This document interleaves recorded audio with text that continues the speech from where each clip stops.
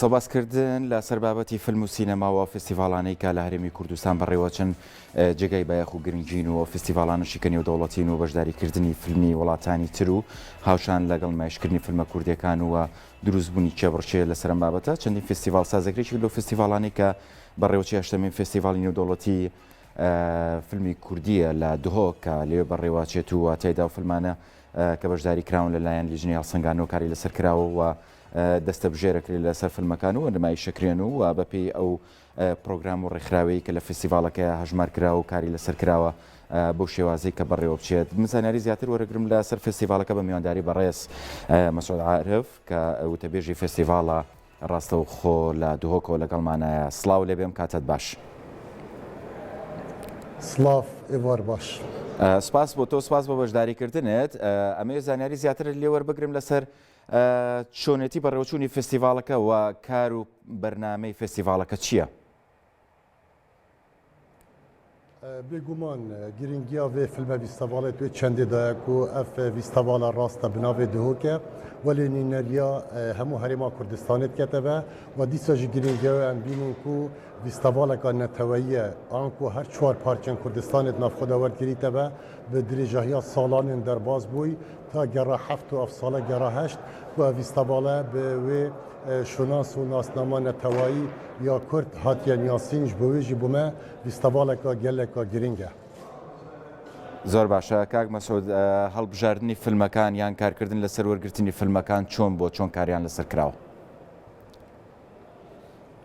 بگومان me du beş hene, me beşê biyanî heye, me beşê Kurdî heye. Beşê biyanî li ofîsekê ku digel kompanya Mythos Film li Almanya hemahengî hatiye kirin ku ew ev sala jî gelme da partner bûyne û bejdar bûyne vê filme vîstevalê da. Ew filmên biyanî hemû bi stoyê xwe vedgirin yan ku li wî welatî têne helbijartin hemû jî ba têne henartin. Lê li vîstevala bibire li filmên Kurdî li bajêrê Duhokê têne helbijartin bi destnîşankirina çendîn sînemakarên xwedanşiyan ku di barê sînemayê da cihekê baş heye û dîtineka baş heye. Hemû filmên Kurdî yên Kurd û yên dirêj û filmên belgeyî têne helsengandin û paşkê biryar tête dan ku ev filme biçene du beşa yan beşê pêşbirkiyê yan beşê pêşandanê bû filme vîstevalê. زۆر باشە. ئەو فیلمانەی کە ئەچنە بەشی پێشبڕکێەوە زیاتر کورتە فیلمەکان یا فیلمە بەڵگەیەکانن یاخو دەرێکە و بە پێی ژانری خۆی جیاکرێتەوە؟ Belê sê cûr me hene yan sê beş di nav xwe de wergirîteve. Beşê dirêje filma cuda ye, beşê dîkomantarî cuda ye ve beşê short film yan kurte filma cuda ye. زۆر باشە. هاتنی میوانانی بیانی بۆ ئێرە و هەڵسەنگاندنی فستیڤالەکە لەلایەن ئەوانەوە تا چەند کاردانەوەی هەبووە لەسەرەوە؟ بێگومان mirovên biyanî wexta têne vê filme vîstevalê bi rastî bi gotina wan helsengandina vê vîstevalê ku tête hejmartin yek ji girîngtirîn vîstevalên rojhelata navîn tête geran. Çuke bi rastî sensorê me ji bo filme vîstevala Duhokê tinê sensorekî hunerî ye bo hemû babetên mirovatî bo hemû babetên germên dunyayê babetên hawşêwe yên ku li ser komelgeha Kurdî û li ser em bêjin salan ew derdeseriya milletê me Kurtê da derbas bûye ve em büyüça vî ber xwedeyne hemî filmaş ber wê jî da bi dîtina wan vîstevaleka geleka baş sal bû salê şêd baştir pêngavê xwe pavêjîtin û bu çendîn sala jî em ji bîr nekeyne ve ku vîstevala Duhok li seranserê Iraqê bûye nînera Asya Pasîfîk yan ku bu filmên dirêj yan filmên dîkomantarî filmek tête helbijartin û tête henartin bû Asya Pasîfîkê. زۆر باشە. کاک مەسعود، قسە بکەین لەسەرەوەی گرنگیەم فستیڤالانە و زیاتر خزمەتکردن بە بواری سینەمای کوردی تا چەند گرنگە کە فستیڤالی لەم شێوەیە ساز بکرێت؟